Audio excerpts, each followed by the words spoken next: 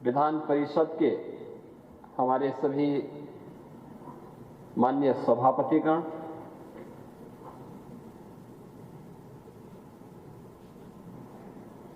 विभिन्न विधानसभाओं से और विधान परिषद से यहां पर उपस्थित हमारे पीठासीन अधिकारीगण,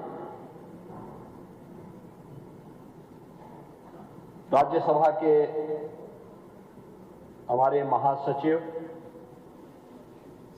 लोकसभा के हमारे महासचिव, विभिन्न विधानसभाओं के प्रमुख सचिवगण, अन्य विधायी कार्यों से जुड़े हुए सभी उपस्थित अधिकारीगण, पिछले 3 दिनों से उत्तर प्रदेश की राजधानी लखनऊ विधायी कार्यों से जुड़े हुए इस महत्वपूर्ण सम्मेलन का साक्षी बन रहा है। इस आयोजन के साथ जो लोग प्रत्यक्ष रूप से जुड़े हुए हैं, वे लोग अपना अनुभव तो शेयर कर ही रहे हैं, लेकिन शेष अन्य लोगों को, उत्तर प्रदेश वासियों को मीडिया के माध्यम से यहां की गतिविधियों को जानने और सुनने का अवसर प्राप्त हो रहा है। मैं इस अवसर पर लोकसभा के माननीय अध्यक्ष जी का, राज्यसभा के माननीय उपसभापति जी का, आप सभी पीठासीन अधिकारियों का और इस पूरे अभियान को एक नई गति प्रदान करने वाले जितने भी हमारे इन विधायी संस्थाओं से जुड़े हुए अधिकारीगण हैं, उन सब का उत्तर प्रदेश आगमन पर हृदय से स्वागत करता हूं, अभिनंदन करता हूं। लोकतंत्र की आधारभूत इकाई है हमारी विधायिका, और वास्तव में भारत के संविधान के संरक्षक के रूप में यह अपनी भूमिका का निर्वहन करते हुए देश के अंदर न केवल विधायी कार्यों के लिए एक रूपरेखा तैयार करती है, बल्कि समग्र विकास की भी कार्य योजना का एक महत्वपूर्ण मंच होता है। इस मंच का उपयोग कैसे होना है, कैसे करना है और उसके लक्ष्य क्या है, इस संविधान के 3 शब्द भारतीय लोकतंत्र की आत्मा के रूप में काम करते हैं। न्याय, समता और बंधुता। वास्तव में न्याय कैसे प्राप्त होना है, यह इसी विधायिका के मंच पर उसके लिए कानून तैयार होता है। उसकी आधारभूत इकाई यहां से है।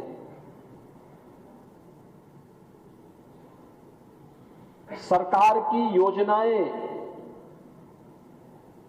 समता मूलक समाज की स्थापना में योगदान दे सकें, उसकी कार्य योजना का स्थल भी यही हमारी विधायिका का मंच बनता है। और बद्धता का उदाहरण तो प्रस्तुत स्वयं ये विधायिका करती है, जहां पे सहमति और असहमति के बीच समन्वय करते एक बेहतरीन संवाद के माध्यम से हम उस अभियान को आगे बढ़ाते हैं, और यह हम लोगों को देखने को मिलता है। यह हमारा सौभाग्य है कि हमारे देश में लोकतंत्र के सर्वोच्च संस्था अत्यंत मजबूत है, दुनिया के लिए एक नई प्रेरणा है। अंतिम पायदान पर बैठे हुए व्यक्ति के आवाज को उसके जनप्रतिनिधि के माध्यम से देश के सर्वोच्च सदन में रखा जा सकता है, उसकी आवाज भी वहां पर सुनी जा सकती है, उसी मजबूती के साथ सुनी जा सकती है। इसकी प्रेरणा का केंद्र बिंदु है हमारी संसद। हर तबके का व्यक्ति वो अपनी बात को रखता है, उसकी आवाज सुनी जाती है, उसके माध्यम से देश के अंदर योजनाएं बनती हैं। और मैं तो अक्सर इस बात को कहता हूं, मुझे 5 बार लोकसभा में रहने का सौभाग्य प्राप्त हुआ था और मुझे इस बारे में बहुत गौरव की अनुभूति होती है कि हमने सामान्य जीवन में सरकार की गतिविधियों,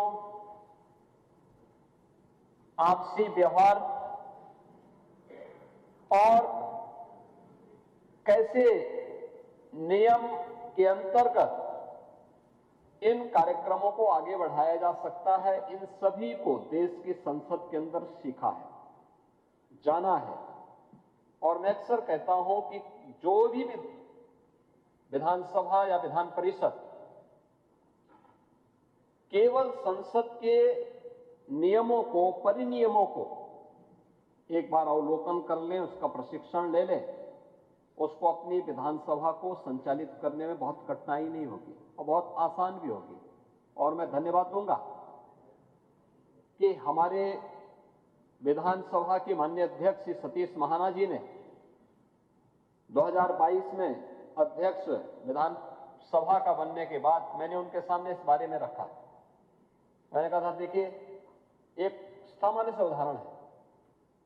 मैंने कहा, देखिए हमारे यहां क्वेश्चन आवर में स्टार्ट क्वेश्चन 20 होते हैं, लेकिन पता लगता है कि ये सवा घंटे, 1 घंटा 20 मिनट का जो क्वेश्चन आवर होता है, इसमें केवल 2 से 3 सदस्य ही बोल पाते हैं।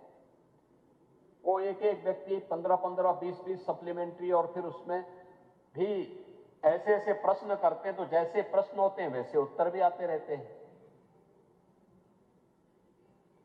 क्या ये हो सकता है कि हम इसको संसद की तर्ज पर आगे बढ़ाएं? देखिए, हमारे लिए प्रेरणा कोई और नहीं था, हमारे लिए प्रेरणा संसद थी। और उन्होंने तत्काल उसमें संशोधन प्रारंभ किए, यहां की नियमावली में परिवर्तन किए। परिणाम क्या है? अब आप यहां देखेंगे, सवा घंटे में 20 स्टार्ट क्वेश्चन और हर एक स्टार्ट क्वेश्चन के प्रश्न के साथ, हर एक तारांकित प्रश्न के साथ 2-3 सप्लीमेंट्री भी पूछ लिए जाते हैं और मंत्री भी तैयार होकर के आता है, प्रश्नकर्ता भी तैयार होकर आता है, सभी संतुष्ट होते हैं। अधिक से अधिक जनप्रतिनिधियों की सहभागिता सदन के अंदर देखने को मिलती है। यानी नियम परिनियम भी अगर हम कुछ कर रहे हैं तो संसद उसका आधार बन सकती है। तो हमारे पास दुनिया की सबसे बड़ी लोकतांत्रिक संस्था के रूप में भारत की संसद है। उसके प्रति श्रद्धा और सम्मान का भाव हर भारतवासी का दायित्व बनता है। दूसरा, भारत, जिसके बारे में आदरणीय प्रधानमंत्री जी बार बार कहते हैं कि भारत दुनिया की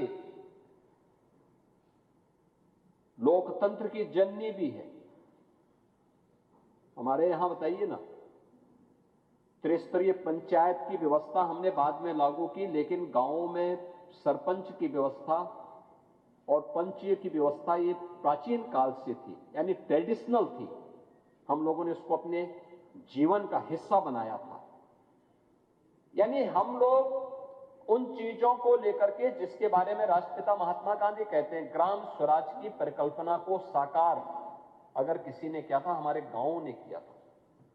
और गांव कहीं का भी, उत्तर हो, दक्षिण हो, पूरब हो, पश्चिम हो, देश के अंदर रूप, रंग, वेशभूषा, खान पान अलग अलग हो सकते हैं, लेकिन उत्तर से दक्षिण तक, पूरब से पश्चिम तक पूरा भारत एक भाव और एक भंगिमा के साथ बोलता है, एक साथ सोचता है, एक साथ उसकी भावनाएं होती हैं, एक उसकी आस्था होती है। और उस आस्था को जोड़ने का आज हमारे पास सबसे सशक्त माध्यम हमारी संसद है। हमें उस संसद के प्रति उस भाव को देखते हुए उसको आदर्श के रूप में अगर हम आगे बढ़ाएंगे तो मुझे लगता है कि हमारी विधायिका और मजबूत और सशक्त होगी। मैं धन्यवाद देना चाहूंगा कि इस दौरान चर्चा परिचर्चा होने के साथ ही इस 86वें पीठासीन अधिकारियों के सम्मेलन में जो 6 महत्वपूर्ण प्रस्ताव पारित हुए वो बहुत अभिनंदनीय है। प्रधानमंत्री जी ने देशवासियों को देश की आजादी के अमृत महोत्सव वर्ष में आगामी 25 वर्ष की एक कार्य योजना बनाने के लिए कहा। विजन 2047 विकसित भारत, और विकसित भारत की उस परिकल्पना को आज यहां पर भी पारित करते हुए एक संकल्प के साथ हम आगे बढ़े हैं। और मुझे बताते हुए प्रसन्नता है कि विकसित भारत, विकसित उत्तर प्रदेश, आत्मनिर्भर भारत, आत्मनिर्भर उत्तर प्रदेश की एक लंबी डिबेट जिसकी चर्चा यहां पर हमारे माननीय अध्यक्ष लोकसभा ने, माननीय उपसभापति राज्यसभा ने, माननीय अध्यक्ष उत्तर प्रदेश विधानसभा ने भी यहां पर किया। ये लगातार चर्चा हुई और मुझे बताते हुए कोई संकोच नहीं, क्या सत्ता पक्ष का हो क्या विपक्ष का हो, 300 से अधिक माननीय सदस्यों ने 24 घंटे चलने वाली बहस का हिस्सा वे बने थे। मैं रात्रि को यानी चर्चा का शुभारंभ करने के बाद कुछ देर में बैठा रहा, फिर मैं अपने अन्य कार्यों के साथ कुछ देर अपने ऑफिस में बैठा रहा, फिर कुछ अन्य मेरी मीटिंग्स थी उसमें भी गया। मैं रात को 11 बजे आया।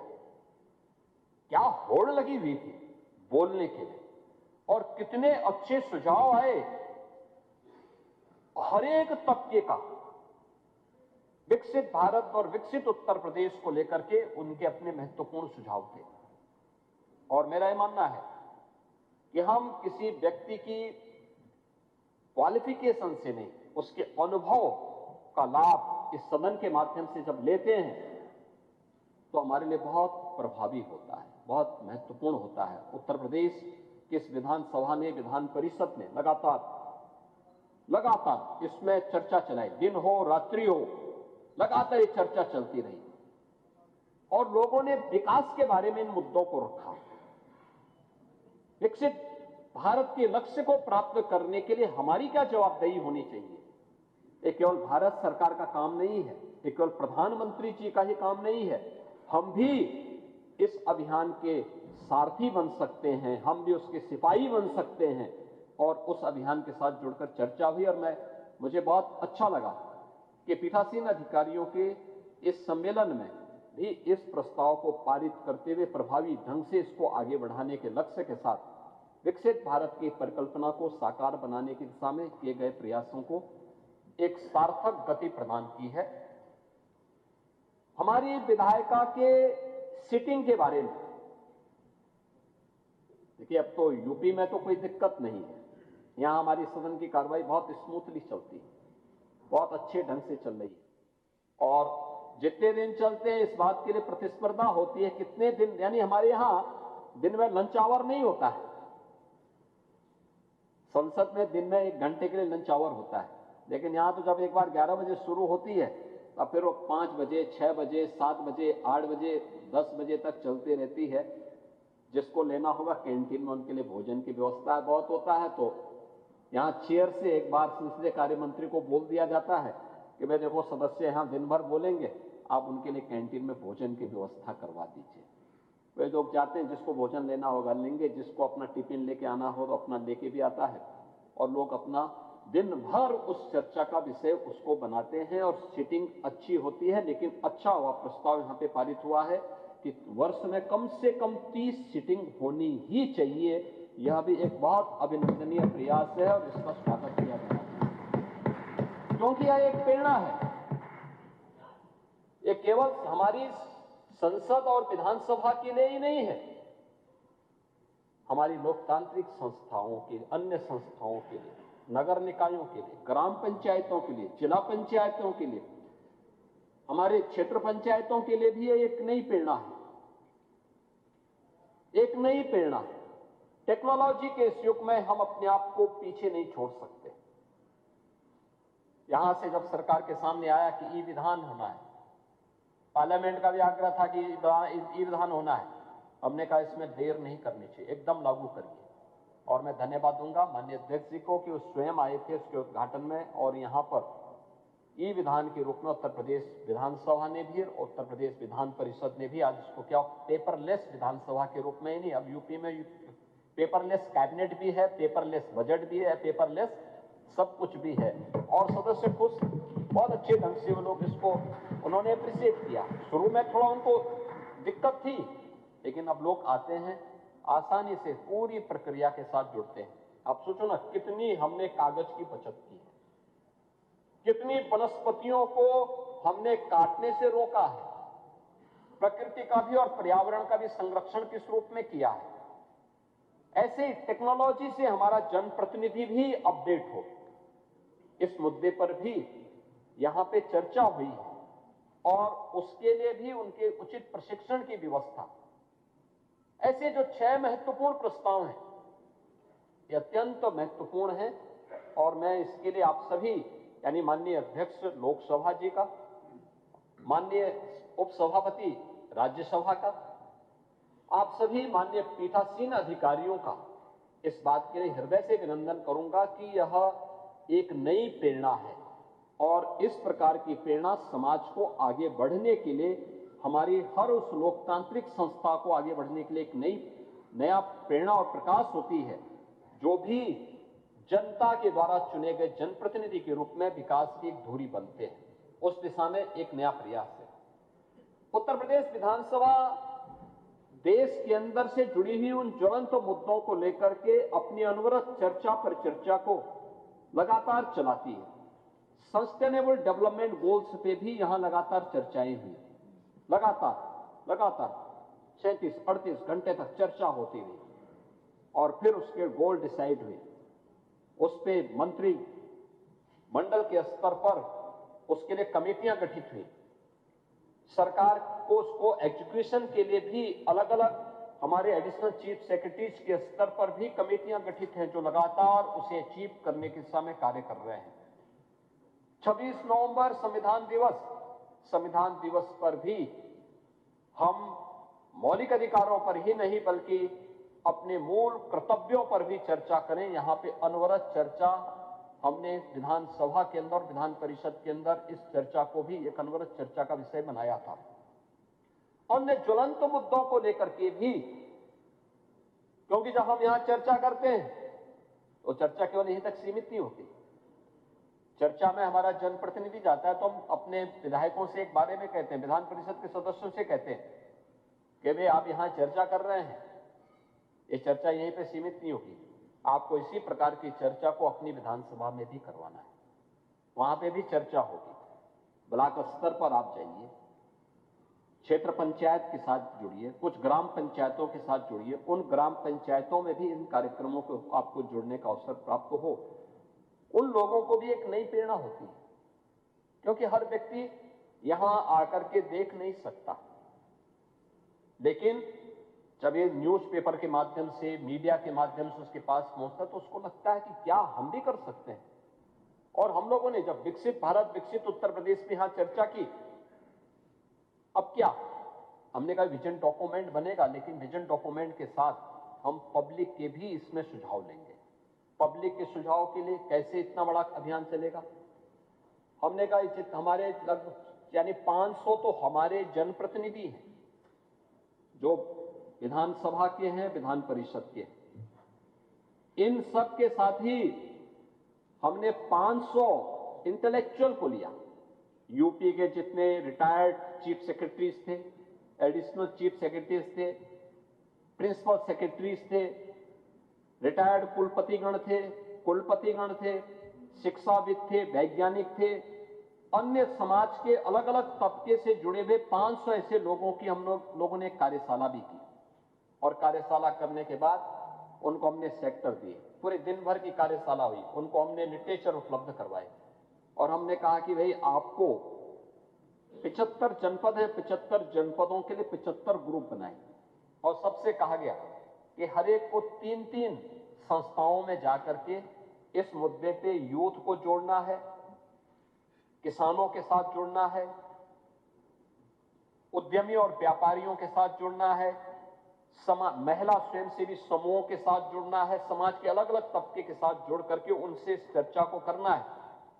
और फिर हमारे सामने रिजल्ट किस रूप में आएंगे? हमने एक पोर्टल डेवलप किया, हमने कहा भी लोग अपने सुझाव हमें भेजें। आप आश्चर्य करेंगे, 98 लाख सुझाव हमारे पास आए थे विकसित भारत, विकसित उत्तर प्रदेश के लिए, जिसमें एआई टूल के माध्यम से आईआईटी कानपुर के साथ मिलकर के अब हम उसको फाइनल रूप दे रहे हैं कि अलग अलग सेक्टर में किन किन लोगों ने अपने सुझाव दिए, क्या क्या सुझाव आए हैं। उन सुझावों को फिर विजन डॉक्यूमेंट का हिस्सा बना करके यूपी अगले जो भी हमारे 21 वर्ष बाकी हैं विकसित भारत यानी देश की आजादी के शताब्दी महोत्सव के लिए, उस विजन डॉक्यूमेंट को हम फिर यहां पे लॉन्च करेंगे, उसको आगे बढ़ाने का काम करेंगे, जिससे वह हमारी एक कार्य योजना हो जाएगी और बेहतरीन परिणाम आएंगे। मैं आज के इस अवसर पर आभारी हूं माननीय लोकसभा के अध्यक्ष जी का, जिन्होंने उत्तर प्रदेश को ये 86वें पीठासीन अधिकारियों के सम्मेलन के लिए चुना है। मैं आभारी हूं कि वे स्वयं इस अवसर पर उपस्थित होकर के लगातार इस कार्यक्रम का हिस्सा बने हैं।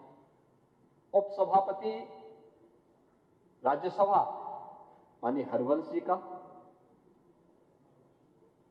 वे पत्रकारिता से भी जुड़े रहे हैं, शिक्षा से भी उनका संवाद रहा है और ग्रामीण पृष्ठभूमि में माननीय हरिवंश जी का जो गांव पड़ता है वो यूपी बिहार बॉर्डर पर एकदम गंगा जी और सरयू नदी दोनों का संगम स्थल है। ऐसा रमणीक स्थल है, अगर कोई गर्मियों में वहां जाए तो वास्तव में उनको लगेगा कि किसी एक स्वर्ग में हम लोग आ गए हैं। बहुत रमणीक स्थल है। और जयप्रकाश जी का भी जन्मभूमि वही है, उसी गांव में उन्होंने जन्म लिया था। बहुत अच्छी जगह है और मुझे लगता है कि इतना दोनों चीजें कि अगर गर्मियों में वहां बेहतरीन स्थल देखने को मिलता है, सायकाल बहुत ही अच्छी जगह है, लेकिन बरसात में उतना ही चुनौतीपूर्ण भी। आप सोचो कि प्रकृति के साथ जूझते हुए कैसे लोगों ने अपना जीवन आगे बढ़ाया होगा, इनके पूर्वजों ने बढ़ाया होगा। क्योंकि जब बरसात में गंगा जी में बाढ़ आती है 10 लाख 12 लाख क्यूसिक वाटर, और सरयू जी में भी 8 से 10 लाख क्यूसिक वाटर एक साथ आता है, पूरा गांव और अगल बगल पूरी कनेक्टिविटी, एक टापू भी बन जाता है बहुत छोटा सा, बाकी पूरा जल ही जल होता है। कई किलोमीटर तक केवल जल ही जल दिखाई देता है, लेकिन उन स्थितियों में भी इन लोगों ने अपनी जन्मभूमि को कभी छोड़ा नहीं।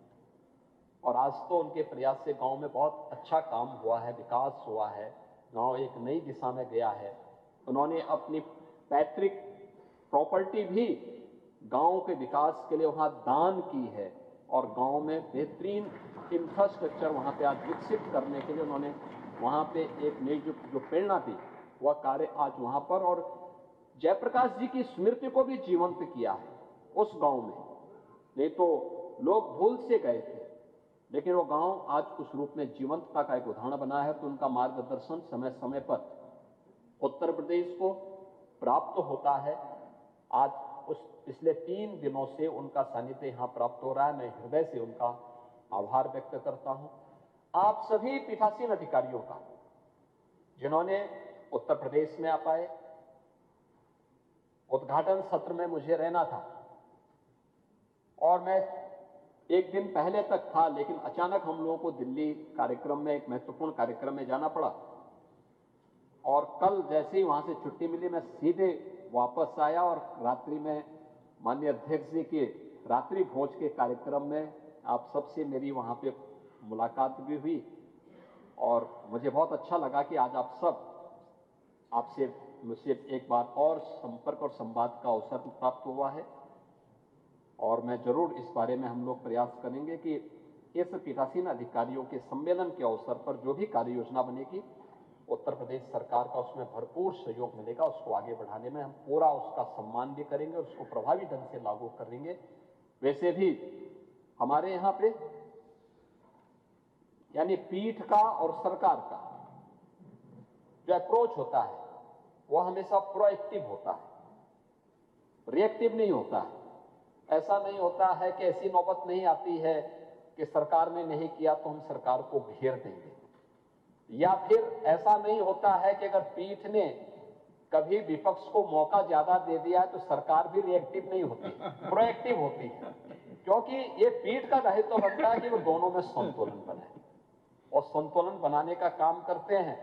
और हम भी मानते हैं कि भाई देखो, ये पीठ का दायित्व है, पीठ अपना दायित्व निर्वहन कर रही है, हमारा दायित्व है कि काम जो हो रहा है हमारे लिए हो रहा है, इसलिए हमें इसको और पॉजिटिव तरीके से आगे बढ़ाना। तो प्रोएक्टिव तरीके से हमारे दोनों पीठासीन अधिकारी, यहाँ के हमारे माननीय अध्यक्ष विधानसभा भी और माननीय सभापति विधान परिषद भी लगातार इस दिशा में आगे बढ़ाते हैं।